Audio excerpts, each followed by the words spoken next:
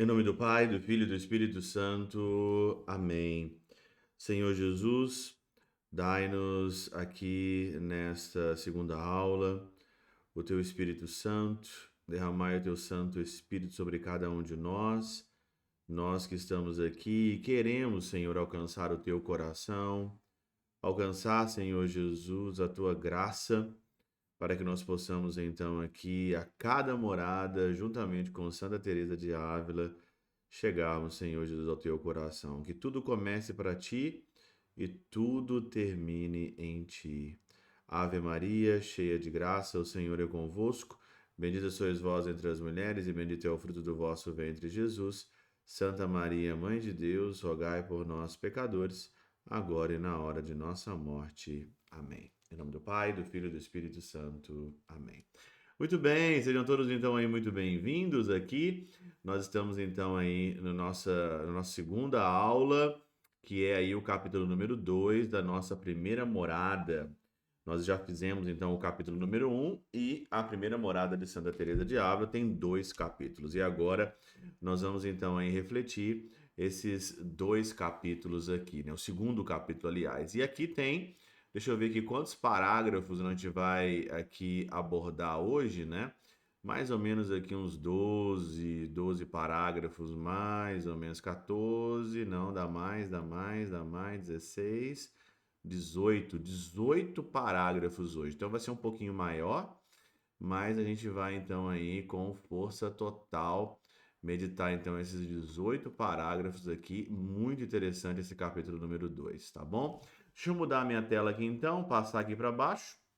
Muito bem, tá aqui então, você está vendo então o nosso segundo capítulo aqui, que é Deformidade da Alma em Pecado Mortal. Aprove a Deus dá-lo aqui a entender, né? É em parte uma pessoa. O próprio conhecimento é capítulo proveitoso, encerra alguns pontos dignos de nota, como se hão de entender aqui, né? Como se hão de entender estas moradas, né? Então vamos lá então aí. Número um aqui. Antes de passar adiante, façamos uma consideração sobre este castelo tão resplandecente e formoso, essa pérola oriental, árvore da vida, plantada nas águas vitais da própria vida, Deus. Deus, ele está no centro do castelo, né? Deus está no centro da sua alma. E aqui Santa Teresa dizendo que é a árvore da vida plantada nas águas vitais da própria vida, que é Deus. Que acontece quando se comete algum pecado mortal, não há trevas mais densas, nem coisas mais escuras e negras. A tudo excede sua escuridão. Então, o pecado mortal, ele nos afasta dessa comunicação com Deus, né? Então, você peca mortalmente, é lógico que você está aí afastado, né? Você está longe, né? Você não consegue essa comunicação. Você não vai conseguir acessar a sala central, a sala principal, aonde está Deus no seu castelo. Então fica uma escuridão. Basta dizer que o mesmo sol que lhe dava tanto esplendor e beleza está ainda no centro da alma, mas é como se aí não estivesse. Ele está, mas não está, diz ela. Como o cristal tem aptidão para refletir o esplendor do sol, a alma ainda possui a capacidade de desfrutar a suprema felicidade comunicada por Sua Majestade. Então, por mais ainda que a aptidão ali que você é desvinculado, né? Você é desvinculado totalmente da presença de Deus ali, da comunicação com Deus, mas ainda você desfruta ainda um pouquinho da Suprema, né? A misericórdia. Acredito que a misericórdia de Deus alcança você mesmo em estado de pecado, mas não é 100%, né? Deus ele quer te oferecer muito mais. Deus já quer oferecer para você uma fartura, né? Não é aqui alguma coisa mirrada ou pouca. Deus quer dar muita coisa para você. Contudo, não participa mais da luz divina, que em nada lhe aproveita. Estando em pecado mortal, todas as boas obras que faz não lhe trazem merecimento algum para alcançar o céu, nem são agradáveis a Deus. Então, olha aqui, você está em pecado, Então, todas as obras que faz não lhe trazem merecimento algum para você alcançar o céu e nem são agradáveis a Deus, né? Deus ele não sabe o que faz com as suas obras se ele não tem o seu coração. Não procedem daquele princípio pelo qual nossa virtude é virtude, isso é, Deus. Procedem de uma alma apartada dele, né? Uma alma apartada do Senhor, sem a comunicação com ele, pode até fazer boas obras, mas são obras que não agradam a Deus e nem podem aí te levar à eternidade. Em suma, a intenção de quem está em pecado mortal não é de contentar ao Senhor. E é verdade, né? Nós que lutamos, estamos lutando para estar sempre no estado de graça. Quem está no pecado mortal não agrada a Deus, né? Não tem nenhum contentamento com o Senhor, né? Não tem nenhum contentamento com o Senhor, né? E sim dá prazer ao demônio. Tá aqui, ó. Dá prazer ao demônio, sendo este ele próprio trevas, e pobre alma torna-se tenebrosa, trevas como ele. Perigoso, né? Sei de uma pessoa, e aqui a gente vê de novo Santa Teresa de Ávila, tem aqui vamos dizer assim, né? Ela é muito esperta, ela é muito humilde e ela não fala dela mesma. Então, todas as vezes que você observar, sei de uma pessoa, se ela falar assim, sei de uma pessoa, na realidade, esse sei de uma pessoa é ela mesma, né? Sei de uma pessoa a quem Nosso Senhor quis mostrar como fica uma alma em pecado mortal. Diz ela que, se todos entendessem o que seja, nenhum só homem seria capaz de pecar, ainda que tivesse de sujeitar-se aos maiores tormentos para fugir das ocasiões. Gente, Santa Teresa de Ávila, ela viu, né? Nosso Senhor mostrou para ela como fica uma alma em estado de pecado mortal. Se a gente tivesse essa graça também de ver como é que fica a nossa alma quando a gente peca, quando a gente erra, se nós também tivéssemos essa noção, né? Nós seríamos pessoas que detestariam até a ocasião de pecar, até a ocasião que me leva ao pecado, eu também ficaria aqui não querendo mais pecar, não querendo de jeito nenhum mais pecar, de jeito nenhum, não quero mais pecar. Se a gente tivesse essa capacidade, se a gente tivesse essa esperteza, né? Eu vou ficar nesse estado, esse estado aqui é um estado deplorável. Então, eu estando nesse estado deplorável, eu vou aqui me abster e não vou pecar e vou lutar para não cair e vou lutar contra as ocasiões de pecado. Desde então, essa pessoa sentiu um imenso desejo de persuadir a todas as suas verdades. O Senhor vos dê, filhas, o mesmo desejo de rogar muito a Deus pelo que se acham nesse estado de pecado, né? Reduzidos à completa escuridão. A pessoa que está, né, nesse estado de pecado, ela está aqui em uma escuridão profunda, né? Tanto eles quanto as suas obras, tanto eles como as suas obras. Porque hoje no mundo as pessoas dizem muito isso, né? Ah, eu não sigo nenhuma religião, eu não sou uma pessoa religiosa, mas eu sou uma pessoa boa e faço boas obras. Ué, mas as suas boas obras estão na escuridão, minha filha, meu filho.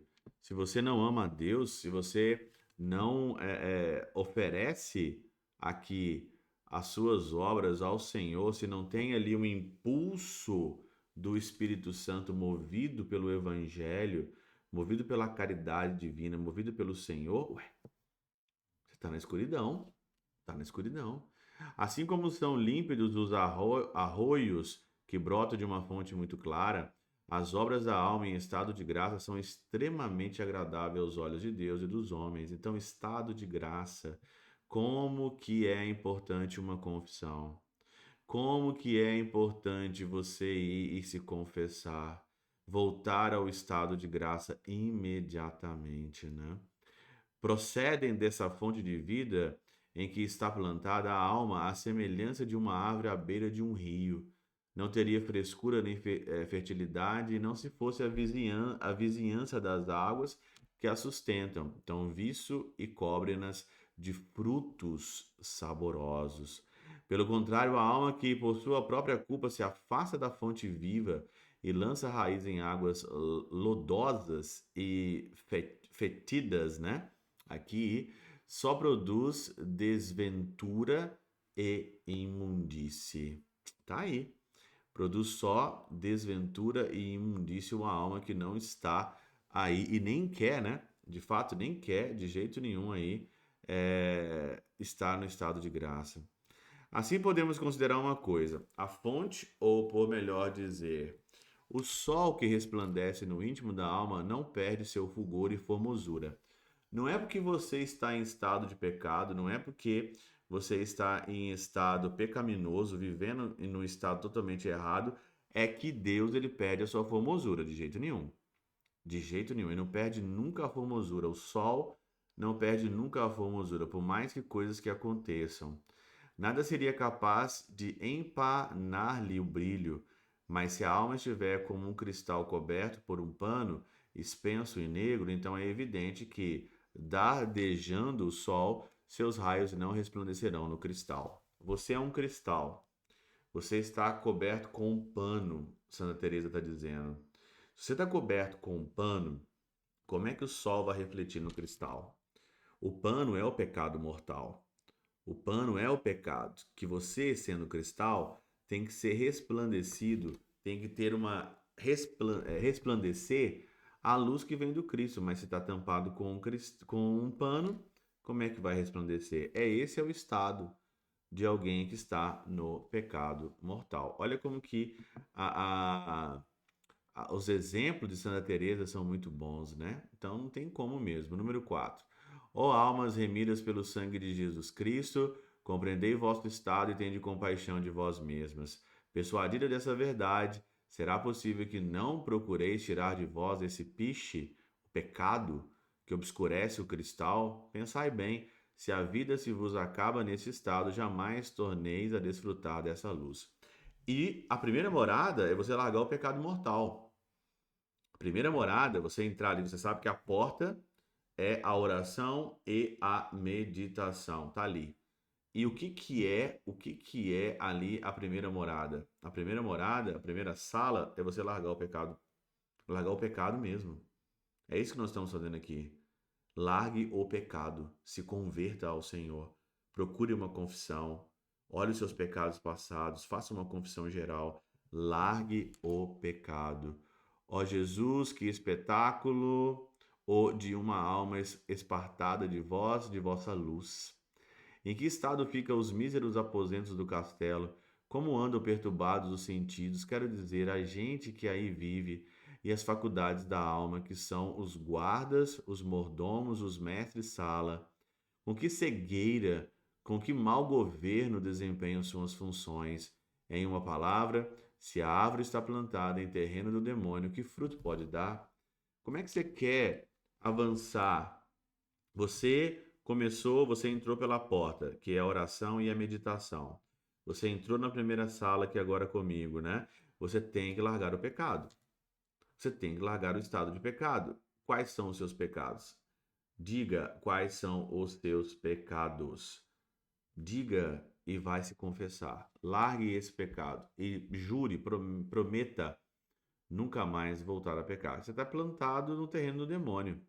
Não tem como mesmo, de fato, gerar frutos. De um homem espiritual, ouvi certa vez que não se apartava dos excessos cometidos por quem está em pecado mortal, mas sim dos que deixa de cometer. Olha, interessante essa coisa aqui, né? Que ele não se espantava dos excessos cometidos, né? Por quem está em pecado mortal, mas sim dos que deixa de cometer. Olha aí, interessante, né? De fato mesmo, né? É uma graça você deixar de cometer pecados mortais, né? É para se espantar de alguém que não cometa pecados mortais, deixe-os de cometer. Deus, por sua misericórdia, nos livra de tão grande mal nesta vida. Só o pecado merece ser chamado de mal, por acarretar males eternos e para sempre. Por isso, filhas, é o que nos deve encher o temor e o que havemos de pedir a Deus em nossas orações. Se ele não guardar a cidade, em vão trabalharemos, pois somos própria vaidade. Somos própria vaidade, né? Nós somos muita, mas muita vaidade. Precisamos, de fato, nos converter e nos converter muito. Aquela pessoa a quem foi mostrada a uma alma em pecado mortal afirma haver tirado dois proveitos da graça recebida de Deus. Primeiro proveito aqui, ó. O primeiro foi o temor grandíssimo de ofendê-lo, né? Ter medo de ofender ao Senhor. Como dizia São Domingos Sávio, antes morrer do que pecar. Um temor de fato mesmo de não voltar a pecar. Ao ver tão grande e terrível estragos, suplicava constantemente ao Senhor que não a deixasse cair. O segundo foi um espelho para a humildade, onde via como nenhuma coisa boa que façamos procede de nós. Olha aqui. Primeiro, o temor, o temor grandíssimo de não querer ofendê-lo, e depois, segundo, um espelho para a humildade, porque de fato a humildade é nós reconhecermos que nada de bom procede de nós. Nada de bom procede de nós. Esse curso aqui que eu estou fazendo, isso aqui não procede de mim. Procede do Espírito Santo de Deus. Nada de bom procede de nós. Isso é a humildade, ser humilde, ser pequeno, né? E isso ela conseguiu tirar proveito quando ela viu uma alma em estado mortal, em estado de pecado mortal. Gerou nela um grandíssimo temor de ofender ao Senhor e também uma humildade muito grande. O seu princípio encontra-se naquela fonte de água viva, em cuja ribeira está plantada a árvore de nossas almas e no divino sol que dá calor e fertiliza nossas obras. Representou-se-lhe essa verdade tão claramente que, ao fazer alguma boa ação, ou vendo outras fazê-la, pensava logo naquele que é o princípio de todo o bem. Compreendeu como, sem seu auxílio, que nada somos capazes. Prorrompia então os louvores a Deus e nem se lembrava de si quando praticava bons atos.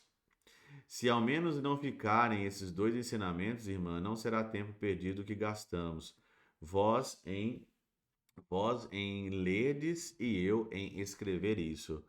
Os letrados aqui, né, como ela diz aqui, os letrados e entendidos os conhecem muito bem, mas a ignorância de mulheres tem necessidade de tudo quanto há. Talvez por isso queira o Senhor que chegue até nós a inspiração de semelhantes comparações, praza a sua bondade conceder-nos graça para tirarmos fruto delas. Você vai ver Santa Teresa de Ávila dizer muitas vezes, né, sobre mulheres, né? Ainda bem que não tem o feminismo aqui na época de Santa Teresa de Ávila, porque ela rebaixa mesmo, né? Ela escreve aqui mesmo falando que as mulheres têm necessidade mesmo de uma explicação a mais, né? E ela mesma fala isso assim, sem pudor nenhum e sem respeito humano nenhum aqui, né? Precisa de fato de uma explicação a mais e as mulheres são, e ela fala isso, irmãs, a gente precisa de uma explicação a mais. Nós não estudamos, então tem todo um contexto para ela dizer isso, né? Se uma feminista pega um texto desse aqui, vai achar que Santa Teresa de Ávila é machista, né? Homofóbica, sei lá o que que é, e vai aí jogar, né, ela é misógina, né? E vai jogar e vai desconsiderar o que ela disse. Número 7. São muito obscuros e difíceis de entender esses assuntos íntimos da alma. De fato é, né? Porque o castelo da alma dá para você ver que é de fato muito difícil você entender, né? Mas aqui a gente vai destrinchar, vocês vão entender. Quem como eu sabe tão pouco tirar forçosamente coisas supérfluas e até disparates antes de acertar com as palavras adequadas. Quem ler o que escrevo, arme-se de paciência, assim como eu também preciso dela para escrever o que há acima do meu alcance. Algumas vezes tomo o papel como criatura boba, sem saber o que dizer nem por onde começar, mas bem entendo quando é possível explicar o melhor do que puder alguns pontos de vida interior. Então ela está dizendo aqui com muita humildade, né? que ela é iletrada, que ela está aqui mesmo para obedecer, mas que ela vai fazer tudo para as irmãs entenderem. De fato, sempre ouvimos falar da excelência da oração. Pelas nossas constituições, estamos obrigadas a ela durante várias horas por dia, mas as constituições só nos exortam sobre aquilo que podemos fazer para nós mesmas. Pouco se fala dos prodígios que Deus realiza nas almas, quero dizer, por via sobrenatural. E é verdade. Eu também sou religioso, eu também moro num convento, também tenho as minhas regras da minha congregação, e de fato mesmo, né? Nós estamos ali e fala de nós mesmos, né? As constituições, o que podemos fazer por nós mesmos, mas o que Deus faz nas almas, tem poucos instrumentos, tem poucos livros que falam, né? O que Deus faz de fato na sua alma. Quando você reza, você faz muita coisa por si mesmo, mas quando Deus de fato ali, ele faz na alma, tem poucas explicações. A gente vai ver lá na morada número 4, a gente vai ver ela explicando sobre a água encanada e a água que bebe-se da fonte. Você vai entender muito bem o que é isso aqui. Uma oração de água encanada e quando você vai na fonte, uma oração meditada, oração meditada não, sobrenatural, né?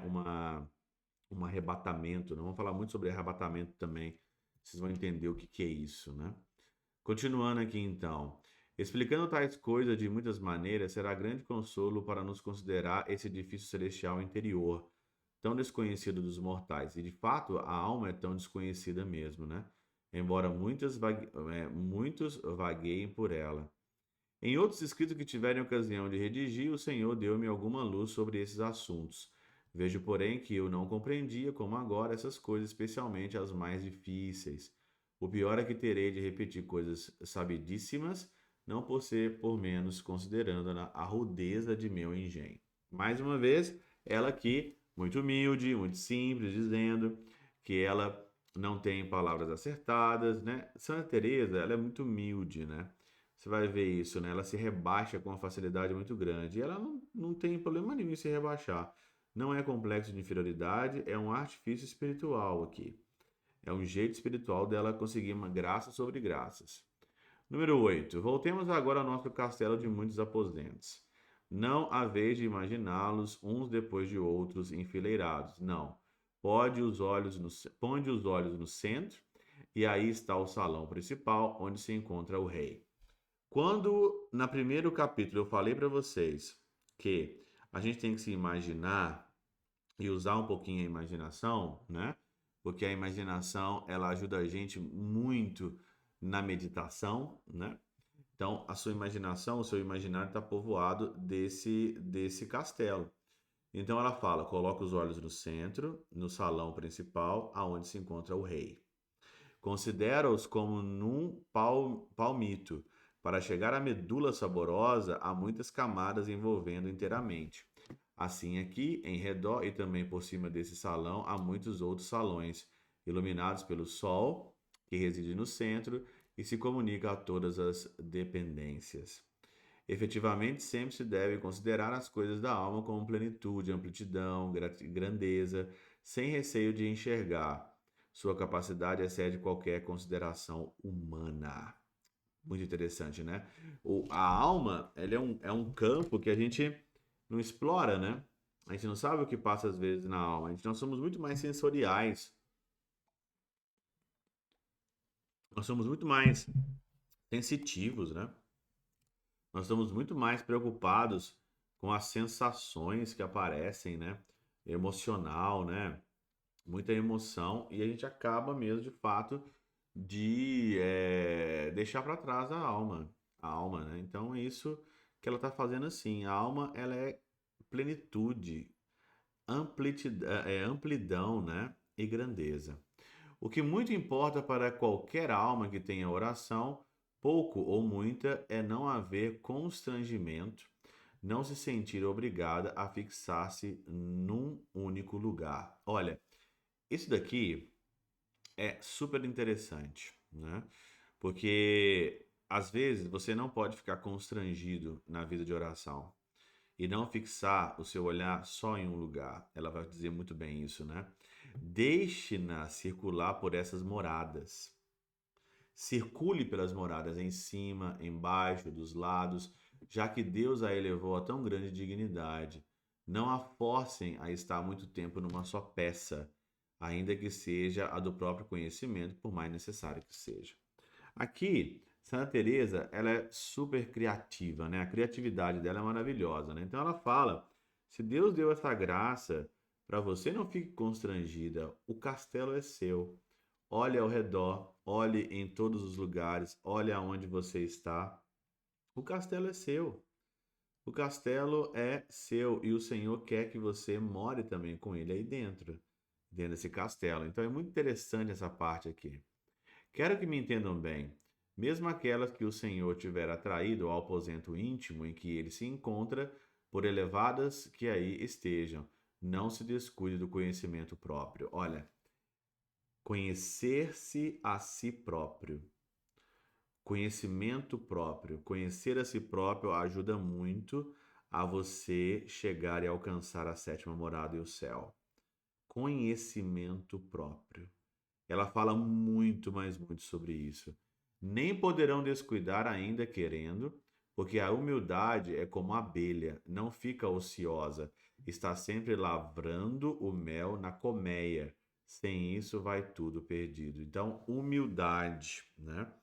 Ela fala e ela vai dizer muito que Deus, o ponto de partida para Deus fazer algo na vida de alguém e elevar até o sétimo céu, né, numa contemplação perfeitíssima, é você ser humilde.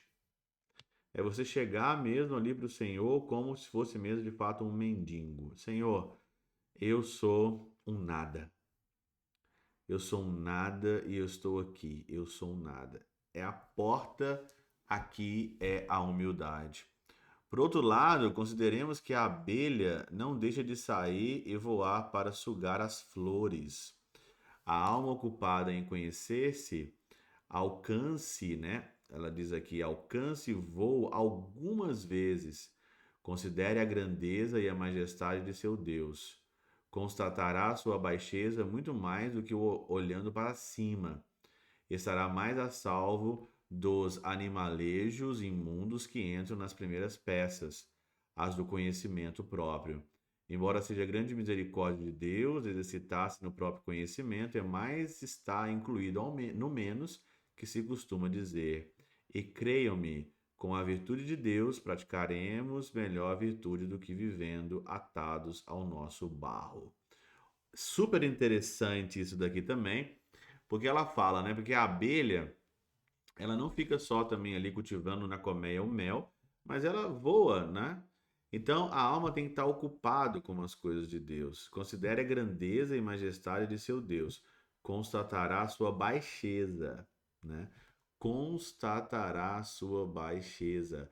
A humildade é como uma abelha que não fica ociosa, está sempre lavrando, ou na colmeia, ou numa outras flores, e você vai na virtude, praticando melhor a virtude do que vivendo atados no nosso barro. Então, quando você sai de você mesmo, você se conhece a si mesmo, e você pratica a virtude, e você não fica atado ao seu barro.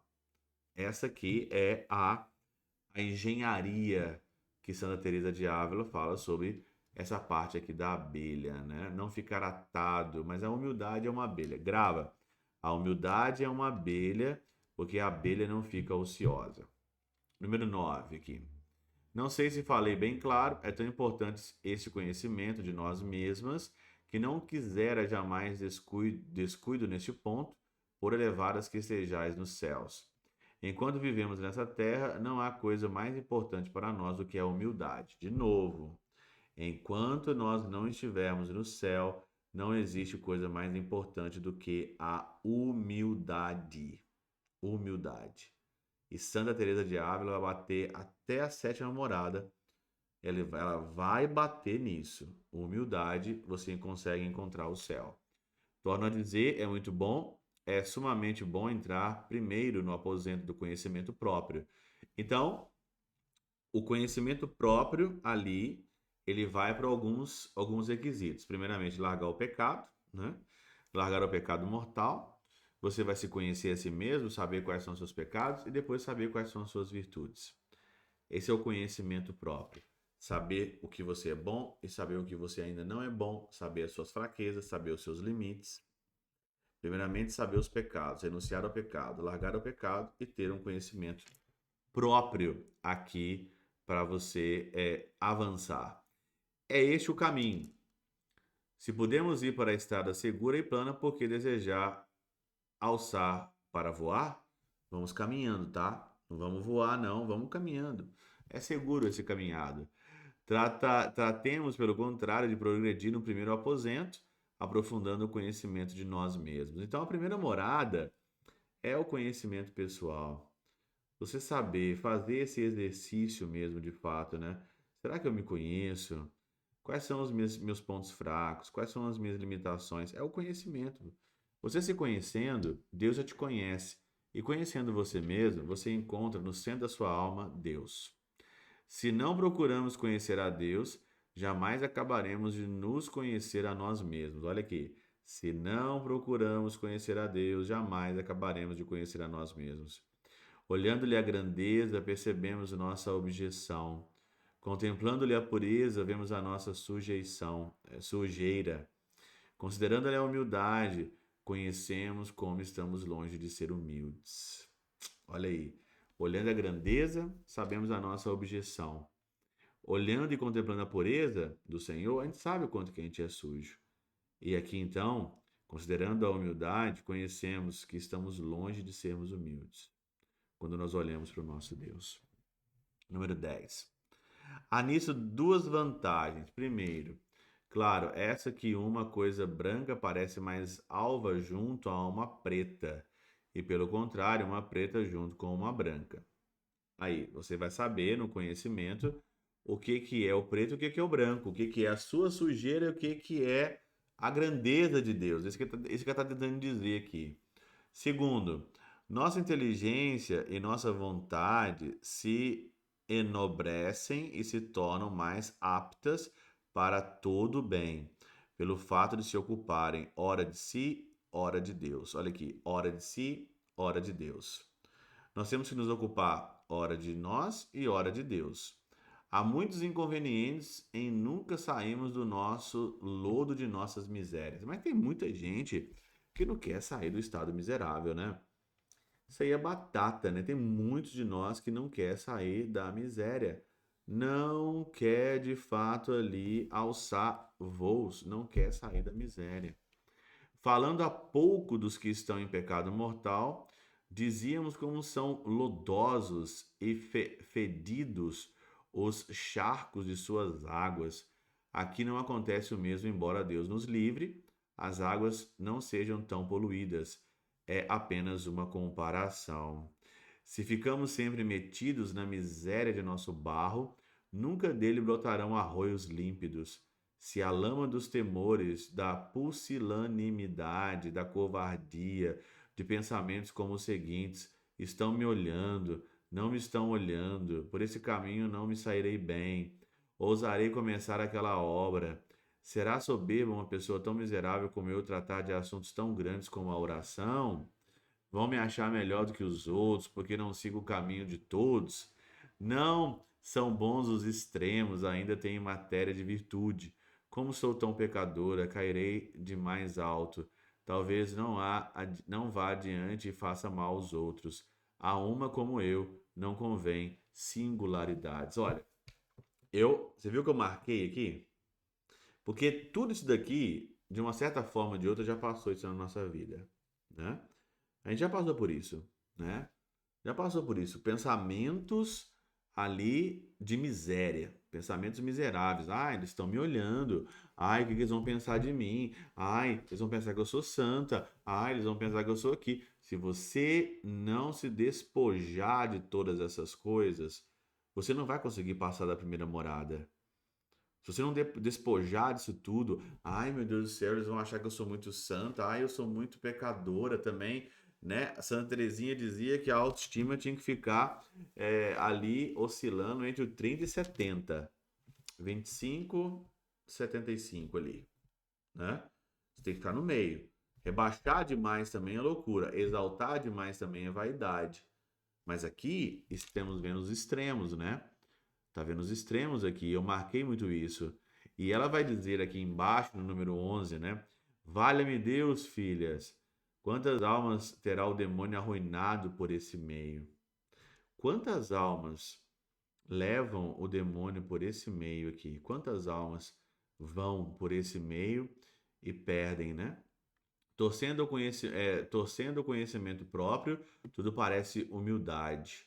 Todos os danos provêm de não nos conhecermos devidamente. Olha, grava essa frase aqui. Todos os danos que acontecem em nós é dado que nós não nos conhecemos devidamente. E aí você tem vários caminhos. Aqui é um caminho de conhecimento. Você pode fazer uma terapia também, você pode fazer, né, se você não precisar disso.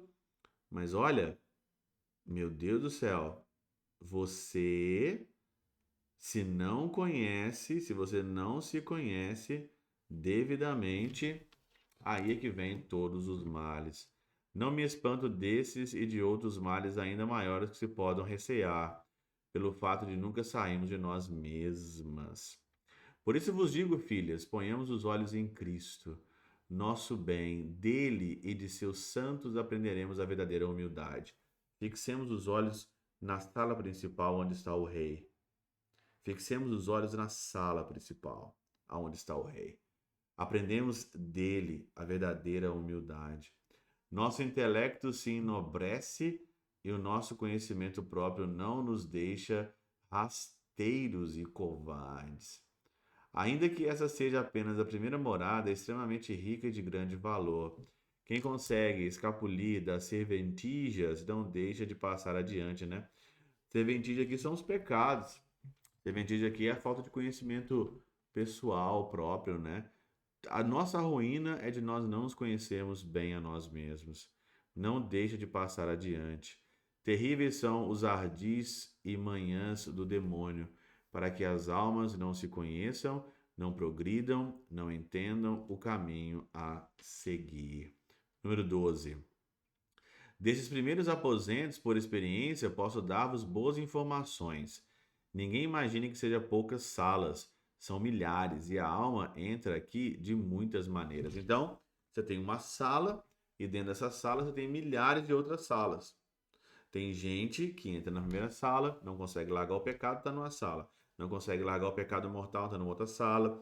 Tem problemas emocionais, psicológicos, fica se dizendo que não vai conseguir. Aquela lista que eu passei, você pode depois voltar lá e ouvir de novo, né? Ou ler mesmo aí no seu PDF também. Mas é isso, tem muitas salas, né? Ninguém imagine que é poucas salas, né? São milhares, a alma entra aqui de muitas maneiras, né? De muitas maneiras a alma ela entra na primeira morada. Todos têm boa intenção, mas é tão mal intencionado o demônio que guarnece cada aposento de muitas legiões de seus emissários. Todos, todas as salas, pode ficar tranquilo que tem emissários do demônio, a fim de impedir a passagem de umas peças para as outras. Como a pobre alma não entende, ela a engana de mil maneiras. À medida que ela vai entrando nas salas mais próximas de onde está o rei, o maligno vai perdendo força, conseguindo menos. Nas primeiras salas ainda se trata de pessoas envolvidas pelo mundo, que ó, pessoas pelo mundo, engolfadas nos contentamentos, desvanecidas com as honras e pretensões mundanas. É a pessoa que está enfundada no mundo, né? Atrás de vantagem, de prestígio, de honra. Os vassalos da alma, que são os sentidos e as faculdades, não possuem aquela força primordial com o qual, por natureza, Deus criou. Facilmente essas almas se deixam vencer, embora desejem não ofender a Deus e façam boas obras, né? É pessoas mesmo. A primeira morada, pessoas estão mesmo num pecado, pecado mortal, pecado que não consegue ali, né? Tá procurando prestígio, tá procurando contentamento, envolvido nas coisas mundanas, não consegue. Então ela não consegue sair daquela primeira morada. Até reza, até vai na missa, né? Até entrou pela porta, parou na primeira morada. Quem se vir nesse estado terá necessidade de recorrer frequentemente, quando puder, à Sua Majestade. Tome por intercessores a bendita Mãe de Deus e dos santos, para que venham lutar junto a si, já que os seus criados são tão fracos para defendê-la. Na verdade, em todos os estados é preciso que o auxílio nos venha do Senhor. Digne-se Sua Majestade conceder-nos essa fortaleza por Sua misericórdia. Amém. Número 13. Como é miserável a vida em que vivemos. Como é miserável a vida em que vivemos. Eu falo isso direto, as pessoas assustam, né? Eu falo que a vida não vale nada. Direto no Teóse eu falo isso, a vida não vale nada. Olha aqui, como é miserável a vida que vivemos. Tendo falado longamente em outras partes, filha, sobre o dano que nos provém de não compreendermos bem a humildade e tudo que se refere ao conhecimento próprio, não me estendo mais aqui. Trata-se, entretanto, daquilo que mais nos importa. Praz a Deus, tenha eu dito alguma coisa que vos aproveite, né? Nessas primeiras moradas chega pouca luz do salão principal, onde está o rei. Olha aí, vem uma luz do salão principal e essa luz aqui chega muito pouca, né? Diz ela. Não estão as escuras, tenebrosas, como quanto esta alma está em pecado. Estão, contudo, obscurecidas. Quem aí vive não enxerga bem, não por defeito do aposento, né? Mas porque, juntamente com a alma, entram tanto animalejos nocivos e peçonhentos, além de cobras e víboras que não a deixam ver a luz. É tudo pecado, demônio, entra tudo ali também. A pessoa, ela permite tudo na vida dela, né? Ela vai permitindo tudo na vida dela. Fica meio complicado mesmo, de fato, né? Que ela permite tudo, vai entrando tudo, diz Santa Teresa de Ávila. Não sei explicar melhor. É como se alguém com um cisco nos olhos, quase sem poder abri-los, entrasse no lugar onde o sol está dando em cheio. Aí fica alguma coisa assim meio embaçada, né? Você tá com um cisco ali, o sol tá pegando a tua cara, né? A Santa Teresa explica sobre isso, né? É como se alguém com um cisco nos olhos, quase sem poder abri-los, entrasse no lugar onde o sol está dando em cheio. A sala está clara, mas a pessoa não goza da claridade pelo impedimento que traz em si. Em nosso caso, são os répteis e animais daninhos que cegam e obrigam a fechar os olhos para não ver outra coisa senão eles. Você está aqui comigo e eu te pergunto, né? Quais são os seus animais? Quais são os animais daninhos que te impedem de ver essa luz do salão principal? É o pecado que você não larga, né? É o pecado que você não larga. Então você nunca vai conseguir chegar lá. Então a primeira morada você está aqui, então trate de fazer um pente fino nos seus pecados. Uma alma que vive totalmente mergulhada nas coisas do mundo, imersa no dinheiro, olha aqui, nas honras, nos negócios, deve ser assim. Uma pessoa que está no mundo, né? Ela só mexe com dinheiro, com honra, com prazeres, né? Uma sexualidade totalmente depravada, né? Hoje, o mal hoje do mundo hoje é a depravação, né? As pessoas hoje estão muito depravadas, né? Ela não falou nada aqui, mas imagina uma pessoa mergulhada no mundo depravado de sexo, sexualidade totalmente deturpada, né? Imersa no dinheiro, só pensa em dinheiro, em honra, em negócios. É por aí que dá para você ver como que fica uma alma, né? Embora não seja em mau estado e deseje sinceramente ver e apreciar sua própria formosura, parece impossível desvencilhar-se de tantos impedimentos, e é verdade. Para ingressar nas segundas moradas, convém logo de início abrir mão das relações e negócios desnecessários. Aqui, ó. Você quer passar de morada? Então abre mão das relações e negócios desnecessários. Cada um segundo o seu próprio estado. É coisa importantíssima. Do contrário, eu acho impossível chegar até o salão principal ou mesmo conservar-se sem perigo nesses primeiros aposentos entre os animais virulentos que não deixarão de morder uma vez por outras. O dinheiro morde, a sexualidade depravada morde, a depravação morde, né? Que seria, filha, se almas livres desses tropeços, como somos nós, que entramos mais adentro nas outras moradas íntimas do castelo, por nossa culpa saíssemos em busca de agitações mundanas? Em busca de agitações mundanas. Por nossos pecados, deve haver muitas pessoas favorecidas pelas graças divinas que, por própria culpa, se desempenham nessas misérias, né? E as carmelitas ficam lá dentro do convento rezando para as pessoas que estão fora, né? Uma pessoa que experimenta, né, a luz do rei da sala principal, ela não busca agitações mundanas. Eu não consigo entender uma pessoa que consegue buscar agitações mundanas e quer alcançar o castelo, quer chegar à sala principal do rei, né? Complicado. Aqui estamos livres quanto ao exterior. No interior, praz ao Senhor que o estejamos, Ele próprio nos preserve de todo o mal. Guardai-vos, filhas minhas, do cuidado dos alheios. Em poucos aposentos dessa castela, os demônios deixam de nos combater. É verdade que, em algumas salas das faculdades, isso é, os guardas têm força para resistir. É de suma necessidade não haver descuido de nossa parte em desmascarar os ardis do demônio, em não nos deixarmos enganar pelo inimigo transfigurado em anjo de luz.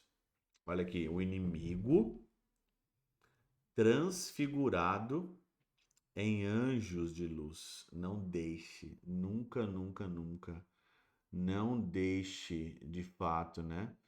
Há inúmeras coisas em que pode causar dano, inusitando-se pouco a pouco, sem se dar a perceber. Quando descobrimos o mal está feito. Já vos disse outra vez que ele trabalha em nós como lima surda. Já viu aquela lima surda? Você não consegue escutar a lima, mas ela vai limando, vai ralando você, né? Tem hora que o demônio tá ralando a gente no pecado, na irritação, tá ralando a gente na agitação do mundo, né? É preciso descobrir as manobras deste princípio. Quero dar alguns exemplos para melhor vos entender o que acontece. Inspira o demônio a uma irmã frequente ímpetos de penitência. Olha aí. Parece que só tem sossego quando se está atormentado. Bom, é esse desejo. Suponhamos que a priora lhe proíba de fazer penitência sem a sua permissão. O demônio persuade aquela irmã de que, em coisa tão meritória, bem pode dar-lhe alguma liberdade. Se a irmã às ocultas continua a macerar-se, acaba não cumprindo o que a regra manda e perdendo a saúde, vedes onde foi parar esse fervor? Aqui ela está falando, chamando a atenção da falta de obediência, né? A obediência, às vezes nós somos muito desobedientes, né? Aqui ela está falando que a superiora pediu para ela não fazer tanta penitência e o demônio fala, faz, faz, faz, porque o demônio sabia que ela ia perder a saúde. Você pode colocar isso na sua vida, você que não mora num convento, você que é pai de família, você que é mãe de família, você pode colocar isso em várias situações da sua vida, em várias situações que podem você não querer obedecer, você liga ali o foda-se, né? E você vai ver claramente que depois você perdeu a saúde, você perdeu a paz, né? Pode acontecer muito isso. A outra irmã, o demônio infunde extraordinário zelo da perfeição, que é ótimo. Daqui pode resultar, parece-lhe grande infração, qualquer faltinha das demais. Então, aqui é aquele velho pecado da pessoa que ela é super, assim, ela qualquer faltinha, né? Ela é super. Tem uma palavra que eu não vem agora aqui na minha cabeça, né? Puritana, não é puritana, não. Ela é, né? Tem, assim, ela se. Tudo que ela faz, qualquer faltinha ali, ela não consegue se perdoar e ela, com uma pequena falta, ela acha que tudo está perdido, né? Tem pessoas assim. Põe-se a vigiar com cuidado e a examinar tudo que fazem, recordando a priora para dar queixas. Ainda às vezes, pelo grande zelo da observância religiosa, chegará a não ver suas próprias faltas, com as vê as outras irmãs. Estas, Notando esse cuidado e não lhe entendendo as intenções, poderão interpretá-lo desfavoravelmente. Olha aí. Então você pode pegar tudo isso, né? E colocar também na tua vida principal, na tua vida de leigo, né? Quantas vezes, né? Tem aquele filmezinho do Pica-Pau que eu gosto muito de falar sempre. Tem um anjo da sua direita que fala coisas boas para você fazer, mas tem sempre um capetinha também que vai deixar você fazer, né? E pode inspirar isso em muitas coisas. Você pode arrumar até um pretexto que você esteja fazendo uma coisa boa, mas é o capeta, é o demônio que provocou você a fazer isso. E provocando você a fazer isso, o que acontece? Você perde a graça. Você cai, você briga, você dá com a cara na parede, né? É melhor ser humilde, reconhecer, se abaixar, que aí as coisas vão dar certo. No número 17, com isso o maligno pretende não pouco, é esfriar a caridade, o amor de uma para com as outras, né? Esfriar a caridade, né? Como pode acontecer isso na nossa família, talvez, né? Quantas vezes nós nos deixamos ali levar por situações que esfria a caridade entre a família, que esfria a caridade ali nos relacionamentos ali com o pai, com a mãe, né? No trabalho, com os colegas. E o demônio é astuto nisso, ele sabe como esfriar a nossa caridade, né? Então parece mal o que é grande mal. Convençamos-nos, filhas minhas, de que a perfeição verdadeira consiste no amor de Deus e do próximo. No amor de Deus e no amor ao próximo. Quanto mais fielmente guardamos esses dois mandamentos, tanto mais seremos perfeitas.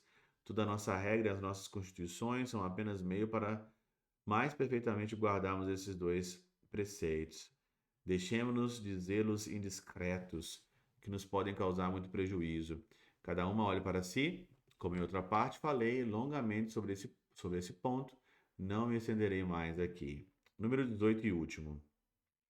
Por ser muito importante este amor uma para com as outras, desejaria eu que nunca a perdesse de vista, pelo contrário, por andar reparando nas irmãs umas ninharias, né?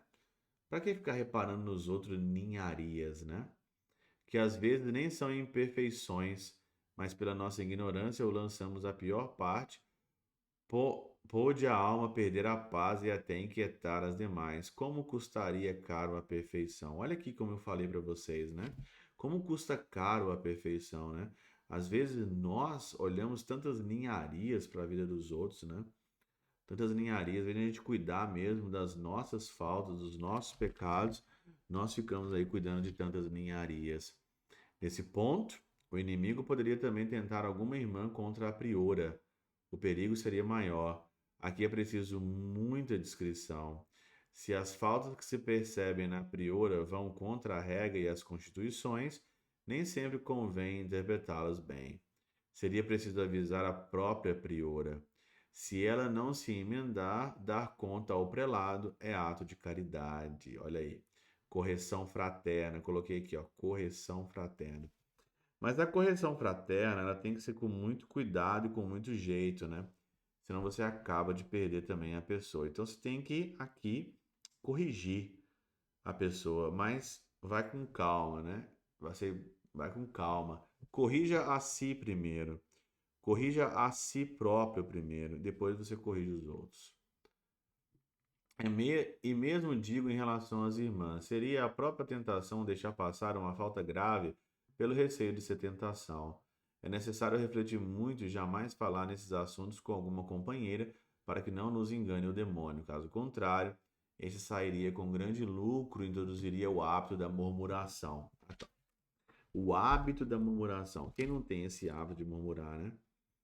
Às vezes nós temos que estar muito atentos a essas coisas porque a gente murmura demais, né? O hábito da murmuração. Só devemos falar aquela a quem possa aproveitar o aviso. Olha aqui. Só podemos falar aquela a quem pode aproveitar o aviso, como já disse. Aqui, glória a Deus, não há outra ocasião para isso, graças ao contínuo silêncio. Mas é bom estarmos sempre de sobreaviso. Nesse final aqui, Santa Teresa dá alguns conselhos para suas irmãs que você pode pegar daqui e colocar isso também praticamente na sua vida, tá bom? Nós vamos então aqui terminar quase uma hora, né, de estudo, de leitura meditada, para facilitar a leitura para você. E nós estamos então aqui, nós vamos entrar na próxima, nas segundas moradas, que nela um só capítulo, só tem um capítulo a segunda morada, e nós vamos entrar então nela aí na próxima aula, tá bom?